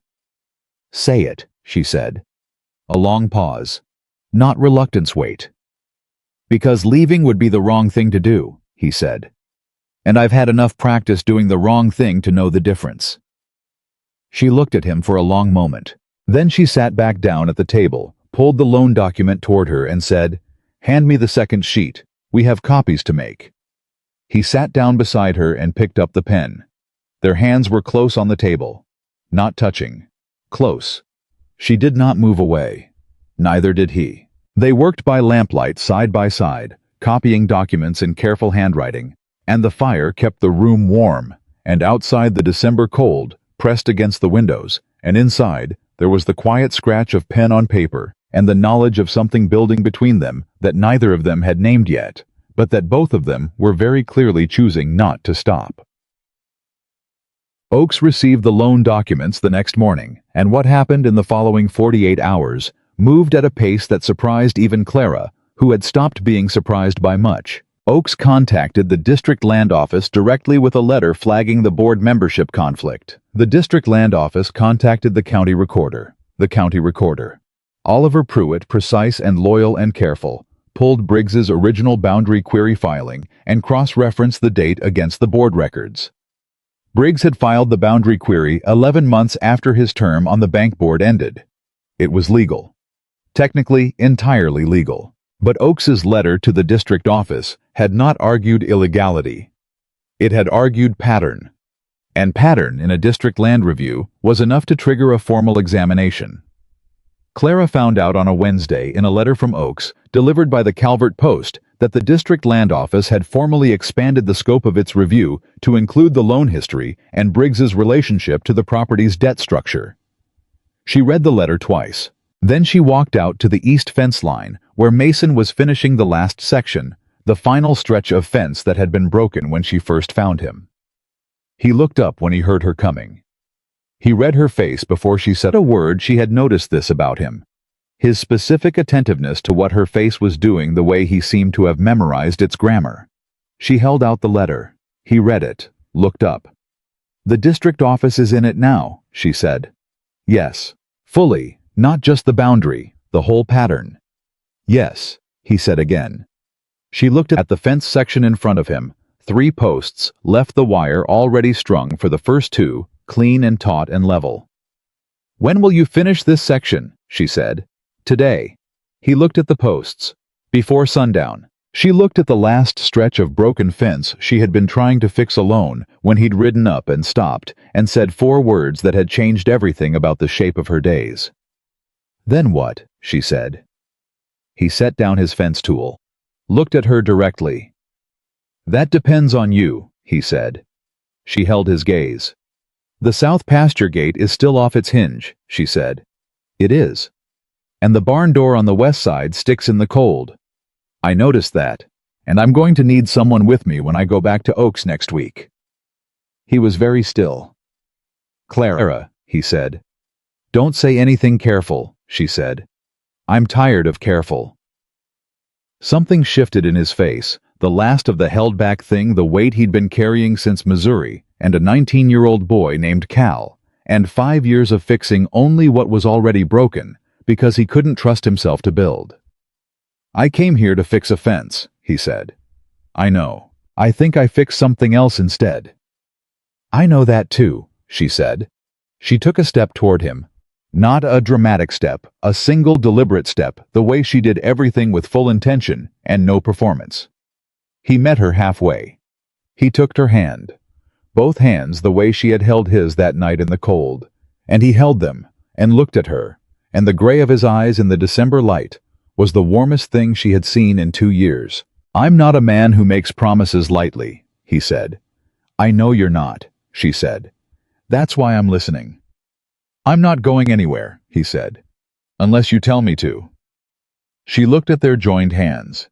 She looked at the fence behind him, repaired, solid, straight, built to last. "Don't go anywhere," she said. He pressed his forehead gently to hers, and they stood like that in the December cold, with the fence finished around them, and the creek running at the boundary of her land, and she felt the thing she had been not naming settle into its name as quietly and completely as a fence post settling into good solid ground. She was not alone. She had not been alone, she understood, for some time. She just hadn't been ready to call it what it was. She was ready now. She was ready now, and the world, as it tends to do, when a person finally stops bracing against it, did not pause to acknowledge that readiness before sending the next thing. The next thing arrived on a Thursday morning, 8 days after Clara and Mason had stood at the finished fence, with their foreheads touching and their hands joined. 8 days of working side by side, with the particular ease of two people who have stopped pretending they don't know what they are to each other. It arrived as a rider she didn't recognize, not Cotter, not Briggs's regular men, but a younger man in a clean coat who handed her an envelope and said it was from the Harney County Savings and Trust, and rode away before she had finished opening it. She read it on the porch. Then she read it again. Then she walked inside, sat down at the kitchen table, and put the letter flat on the wood, and pressed both palms over it, the way you press down on something you don't want to move. Mason came in from his barn. 3 minutes later, read her face, and sat down across from her without being asked. She slid the letter across the table. He read it. His jaw tightened in that specific, controlled way. "They're calling the second loan," he said. 60 days, she said. $650, full balance due. On what grounds? Active legal dispute creating material uncertainty about the property's condition. She said it flat, the way you say something that makes you furious when you're not going to let the fury make you stupid. Briggs found his lawyer a reading of the covenant. A bad faith reading, but a reading. "Oaks," Mason said immediately. "I'm riding in 20 minutes. He stood up. "I'm coming," he said. She did not argue. Oaks read the letter with the focused stillness of a man who is angry and not going to show it until he decides what to do with it. "This is a pressure move," he said. "Not a legal one, a pressure one. The covenant language on material uncertainty applies to physical conditions, not administrative proceedings. His lawyer knows this. The bank's lawyer knows this." "Then can they do it?" Clara said. "They can issue the notice," Oaks said. "Whether they can enforce it in front of a judge is a different question. And filing to enforce it while a district land review is active." He tapped the desk. "That's going to attract exactly the kind of attention Briggs does not want right now." "He's betting I don't have 60 days of fight left in me," she said. Oaks looked at her. "Do you?" he said, not challenging, asking. The way a good lawyer asks what he needs to know. "Yes," she said. He nodded once, picked up his pen. "I'll file a response to the bank by tomorrow morning," he said, challenging the covenant interpretation and formally notifying them that enforcement proceedings initiated during an active district review will be cited as evidence of coordinated harassment in that review. He was already writing. That should give the bank's board pause, even the members who like Briggs. "There's one more thing," Mason said. Oaks looked up. "H.L. Briggs's term on the bank board," Mason said. "When exactly did it end?" Oaks checked his notes. 14 months ago. "And the second loan, the one with his co-signatory mark, when was it originally filed?" 31 months ago. "So he was on the board when the loan was made, and he left the board 17 months later," Mason said. "The boundary query came 11 months after he left the board. But the loan call today's letter, who authorized it?" Oaks went very still.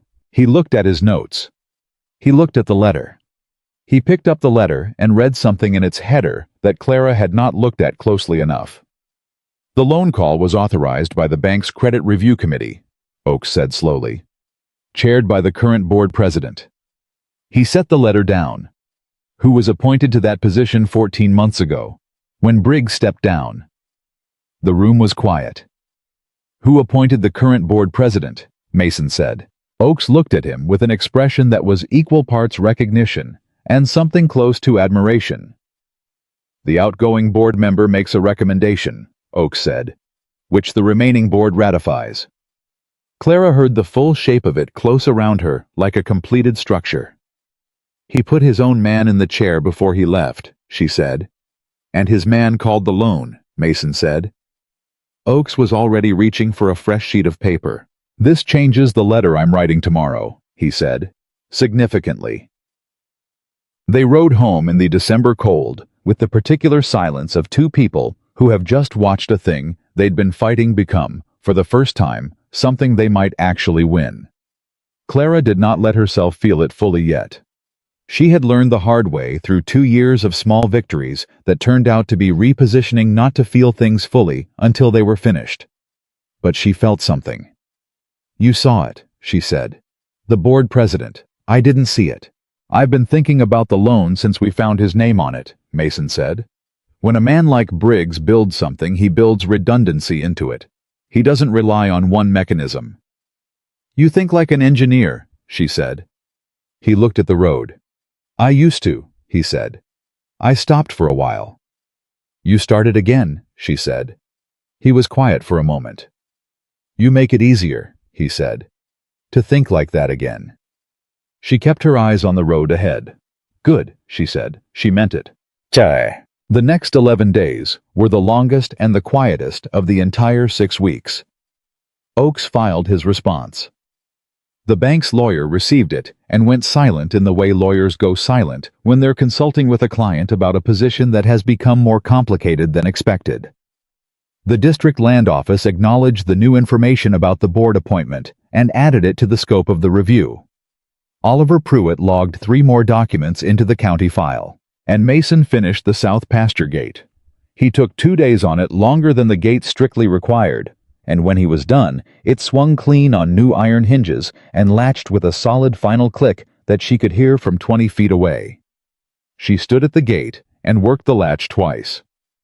"That's the best gate on this property," she said. "It's the only gate that was done right to begin with," he said. "The others I was working around existing problems. This one I built clean." She looked at him when he said that. He looked back at her. "From the ground up," she said. The corner of his mouth moved. "From the ground up," he agreed. The letter from the bank came on a Monday. Not a demand, not an enforcement notice. A withdrawal.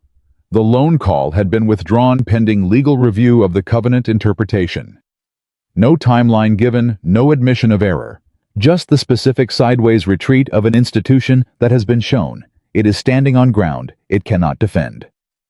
Clara read the letter at the kitchen table. She put it down. She sat with her hands in her lap for a moment, feeling the weight of 6 weeks settle into something she could finally name. Then she got up and went out to find Mason. He was in the barn doing a thing she had not expected. He had the old broken fence post, the very first one she'd been fighting with when he'd ridden up and stopped propped against the barn wall. He was working it with a draw knife, shaping it, removing the rotted sections, doing something deliberate with what remained. She watched him from the doorway. "What are you making?" she said. He didn't stop working. "A door frame," he said, "for the north entrance of the barn. The current one is soft at the base. It'll need replacing before spring." She looked at the post, the one that had beaten her twice on that first morning, the one he had held steady while she swung the mallet. "You kept it," she said. "Seemed wasteful not to." He ran his thumb along the grain of the wood. "The heart of it's still good. The rot only went so deep." She felt that land somewhere in her chest. "The bank withdrew the loan call," she said. He stopped working. "Oakes's letter," she said. "It worked. The call is withdrawn." He set down the draw knife, turned to face her fully. She had learned to read his face well enough now to know that what was in it was not merely relief about a legal outcome. "Clara," he said. "Not yet," she said. "Let me finish." He waited. She took a breath.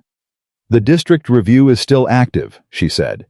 "It'll be another 4 to 6 weeks before there's a formal finding. Briggs still has the Pierce property question. There are still things to manage and things to fight, and I'm not pretending any of that is done." "I know," he said. "And the fence is finished," she said. "Every section, every post, the gate, everything you were contracted to do." "Yes," he said. "Your 6 weeks are up on Friday," she said. He held her gaze. "I know that too," he said. "So," she said, and she stopped because she was not a woman who asked for things easily, who handed herself over easily, who let herself want things easily after wanting had cost her as much as it had. She was also not a woman who was going to stand in the doorway of her own barn and be afraid of what she wanted. Not anymore. I'm not asking you to stay because of the review, she said, or the gate on the north pasture, or the barn door that sticks, or any practical reason. He crossed the distance between them in 3 steps. He stopped close enough that she had to tilt her head slightly to hold his eyes. What are you asking me? He said. Stay, she said. Because you want to be here. Not because there's work. Because you want to be here with me. He raised one hand and touched her face, the side of her jaw. Just one careful moment of contact, and she felt it all the way down. I've wanted to be here with you, he said, since about the 4th day. She let out a breath she had been holding for approximately 6 weeks. You might have said so sooner, she said. You weren't ready to hear it sooner. She wanted to argue with that. She also knew he was right. I'm ready now, she said. I know, he said. I've been waiting for you to know. She pressed her hand against his chest, flat over his heart, and felt it beating under her palm, with the same steadiness that everything about him had, and she thought, this is what solid feels like. Not perfect, not uncomplicated, not the easy warmth of something that costs nothing. Solid, built right, from the ground up. He put his hand over hers. They stood like that in the barn doorway, with the December cold at their backs, and the warmth of the animals around them, and Clara Bennett, who had been holding everything together alone for 2 years, and had been doing it well, and would have kept doing it, felt the specific relief of knowing she didn't have to. Not because she needed rescuing, because she had chosen company. There was a difference. She knew the difference. And she was done pretending the difference didn't matter. Done. The crisis came 9 days later, and it came from a direction she had not seen. Tom Farley rode up to the gate on a Wednesday morning, and she knew from the way he rode fast with his hat pulled low and his horse not quite settled that something had happened. She met him at the gate. Decker, he said without preamble. He came to my place last night. She felt the cold go colder. What did he do? She said. Nothing physical. Farley's jaw was set tight. He sat in my yard on his horse, and he said he knew I'd signed a statement. He said he wanted me to know that statements could be unsigned. He said it in a way that wasn't quite a threat, but was not quite not a threat either. Did he touch anything? Your property, your animals? No. A pause. My daughter's letter was on the table. He could see it through the window. He made a point of looking at it. The anger in her was immediate and complete. He was reminding you what you have to lose, she said. Yes. Farley's voice was steady, but she could see what it cost him to keep it that way. I'm not withdrawing the statement, Clara. I want you to know that. But I thought you should know he's escalating. You did the right thing coming to me, she said. Thank you. She went inside and told Mason. He listened without expression. Then, Decker just made a mistake. How? Up to now, everything Briggs has done has been deniable, Mason said. Fence posts that might have fallen. A survey that was his legal right to request. A loan call that was technically within the bank's authority. He looked at her. Showing up at a witness's home to intimidate him, that's not deniable. That's direct. Farley won't testify to it. Farley already testified to it by writing here this morning, Mason said. You write it down. Today. Date, time, everything he told you. Farley's exact words about Decker's exact words. You get Farley to sign that account, and you take it to Oaks today. She was already reaching for the record book. They rode to Farley's property together, and this time, Farley signed his account of Decker's visit with less hesitation than he'd signed the first statement. Not because his fear was smaller, but because his anger was bigger, and she understood that, because hers was too. Oaks received the new statement that afternoon. He read it and looked up with an expression she had not seen from him before, something that in a more demonstrative man might have been called satisfaction. This is the mistake I was waiting for, he said. Witness intimidation, even the implied kind, is a direct action by someone connected to Briggs's interest. He set the paper down. I'm sending this to the district office by tomorrow's post. And I'm also sending a letter to Briggs's attorney, making clear that any further contact, direct or indirect, with any person who has provided a statement in this matter will result in a formal criminal complaint to the district sheriff's office. Not the county sheriff, Clara said. Not the county sheriff, Oaks agreed. The district office. which is not in Briggs's pocket. She rode home with Mason that evening, and the road was cold, and the sky was the particular blue of late December in Colorado. And she felt something she hadn't felt in so long she had almost forgotten what it was called. Safe. Not finished. Not resolved. Not past the point of difficulty. But safe in the specific way that has nothing to do with the absence of threat and everything to do with knowing who is standing beside you when the threat arrives. "He's going to back down," she said. "Yes," Mason said. "Not immediately, not gracefully, but yes." "How do you know?" "Because men like Briggs calculate," he said, "and the calculation has shifted. He's now looking at a district land review, a witness intimidation complaint, a contested loan call, 2 independent witness statements, and a county recorder who has been documenting everything since November." He paused. "There's no version of this where he wins quietly anymore, and men like Briggs don't fight when they can't win quietly." She thought about that. "He'll find someone else's fence to break," she said. "Probably." Mason looked at the road. "And that's someone else's fight. This one's yours." She looked at the ranch as they came up the road toward it. The house, the barn, the fence line standing straight and solid against the December sky, the south pasture gate that swung clean on new hinges. "Ours," she said. She hadn't planned to say it. She felt him go still beside her on the road. She kept her eyes on the fence line. "Ours," he said quietly, like he was trying the word, like he found it fit. She did not elaborate. She did not need to. They rode the last quarter mile in a silence that was not empty of anything. The district land review finding came on a January afternoon when the snow was light and the cold was the dry, bearable kind that Colorado does in winter when it's being kind. Oliver Pruitt delivered it personally, which told her something before she opened it, because Pruitt was not a man who delivered documents personally unless he considered them worth the ride. She read it at the kitchen table with Mason beside her, and Pruitt standing at the stove with a cup of coffee he had accepted with the gravity of a man performing a small ceremony. The district land office found no basis for Briggs's boundary claim. The survey results reviewed in the context of the original deed description, and the boundary markers confirmed the property line as recorded in 1879.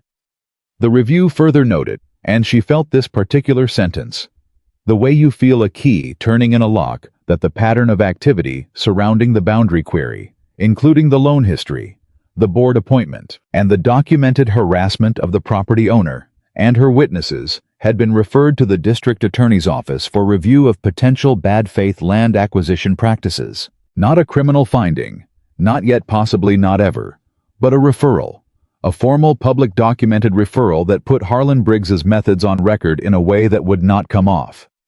She set the document down. Pruitt looked at her over his coffee cup. "Congratulations," he said. "Though I imagine you'd have preferred not to need to fight for it." "I'd have preferred a great many things," she said. "This is what happened." He nodded, drank his coffee. "Henry Pierce called my office yesterday.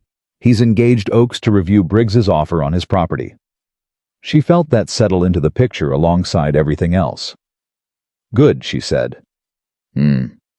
Pruitt set down his cup. "Walt Simmons sends his regards. He said, and I'm quoting, 'Tell the Bennett girl I always knew she had more backbone than sense.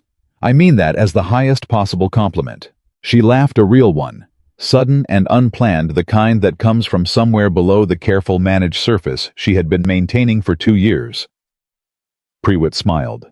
He shook Mason's hand in hers, and he rode back toward town, and she stood on the porch and watched him go with the district land review in her hand. Mason stood beside her. "It's done," she said. "The Briggs part of it," he said. "Yes." She looked at the fence, the whole fence now, the north line and the east line and the south pasture gate, and the barn door and the corner brace that had held through the November storm, and the new frame in the barn doorway, made from the heart of the original broken post. "You built something," she said, "even though you were afraid to." He was quiet for a moment. "I built several things," he said. She looked at him. "Yes," she said. "You did."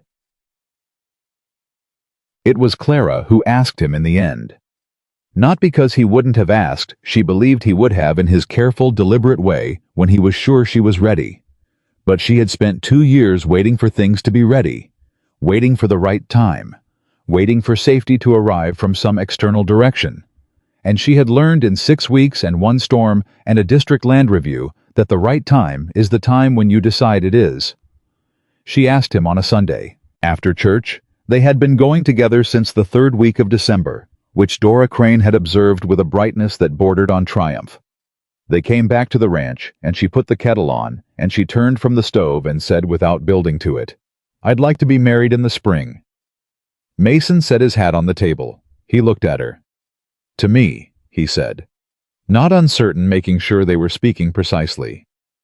"To you," she said. Howe was quiet for a moment. That was long enough to make her heart beat louder than usual, and then he said, "I don't have much to bring to a marriage." "You have a great deal," she said. "I've been watching you for 6 weeks. I have a horse and a bedroll and a history that's not entirely simple. I have a ranch with 2 paid-down loans and a history that isn't simple either," she said. "I'm not asking for a man without a past. I'm asking for a man who knows what he's choosing and chooses it anyway." He stood up from the table. He crossed the kitchen floor and stopped in front of her, and he looked at her the way he looked at things he intended to understand fully before he committed to them with complete, focused, unhurried attention. "Clara Bennett," he said, "I rode onto your property 6 weeks ago with nothing in my hand but a job to do." "And a good eye for a torqued fence post," she said. "And that," he agreed. "And I am going to stand here and tell you something I have not told anyone in 5 years." She waited. "I want to build something," he said. "Not fix it. Build it. From the ground up with intention, knowing it might be imperfect and choosing to build it anyway." He put his hand against her face. "I want to build it with you." She put her hand over his. "Then stay," she said, "and build." "Yes," he said, simply, completely, with the full weight of a man who means every word and will not say more than he means. She pressed into his hand, and he bent his head and kissed her, quiet and certain, the way everything real is, without ceremony and without hesitation, the way a man kisses a woman when he has finally stopped being afraid that he doesn't deserve to. She kissed him back the way a woman kisses a man when she has decided with full knowledge of what choosing costs to choose. They were married in April, when the ground had softened, and the creek ran full, and the fence posts had settled into the earth through one winter and come up solid on the other side. The ceremony was small. Reverend Marsh from Calvert. Dora Crane, weeping with a satisfaction she made no effort to conceal. Oliver Pruitt, standing straight-backed in his good coat. Walt Simmons carried out in a wagon, and not complaining about it, even slightly. Tom Farley with his hat in his hands, and something in his face that looked like a man who had made a good decision and was glad of it. Mason wore a coat that was clean and pressed and fit him properly, because Clara had quietly seen to that in the week before the ceremony, and he had let her without comment. She wore her mother's blue dress, altered and pressed with her hair down for the first time since before Robert died, and she saw what that did to Mason's face when she came out of the house, and she kept that expression in some private part of herself, and did not intend to let go of it. They stood in front of the east fence, the completed fence, every post set right, and every line true, and they said the words that needed to be said, and Reverend Marsh said the words he was there to say, and it was over in the time it takes to mean something. After, when the small gathering had moved to the porch for the supper, Dora had taken over organizing with characteristic decisiveness. Mason walked Clara to the barn doorway. He showed her what he had done with the broken post. The door frame was complete, fitted and squared and joined at the corners with the particular care of a man who had been afraid to build things and had decided to stop being afraid. The wood was clean and solid, and at the base where the rot had been worst, he had cut it away and joined a section of new timber in seamless, structurally sound, exactly as strong as the rest. She ran her hand along the frame. "The heart of it's still good," she said, remembering. "It is," he said. "The rot only went so deep." She turned to look at him. He was watching her with those gray November eyes that, had she had decided somewhere around December, become the thing she most wanted to see in the morning. "I was wrong about one thing," he said. Only one. About fixing. He looked at the doorframe. I thought fixing was the smaller thing, the safer thing. I thought I was choosing it because I couldn't afford to build. And, turns out, he said, fixing and building are the same work, if you're willing to go all the way down to what's still sound and start from there. She looked at the barn door that swung clean and true on its frame, the frame made from a post she had been fighting alone on a cold October morning when a man had ridden up and said 4 words that had changed everything. She looked at the fence line straight and solid and in the ground for the winter. She looked at Mason James Reed, who had come with a horse and a bedroll, and 5 years of carried guilt and a pair of hands that knew how to hold something steady, while someone else found the strength to drive it home. Your fence is broken, she said. He understood immediately. She could see it in his face. So is my heart, he answered, quiet and sure. And look what we made of that. She took his hand. Outside, the creek ran at the boundary of her land, their land now properly in the way that mattered, and the fence stood between the property and whatever came next. And it was not a fence that would never need repair. It was a fence built by people who knew how to repair things. That was enough. That was more than enough. That was everything.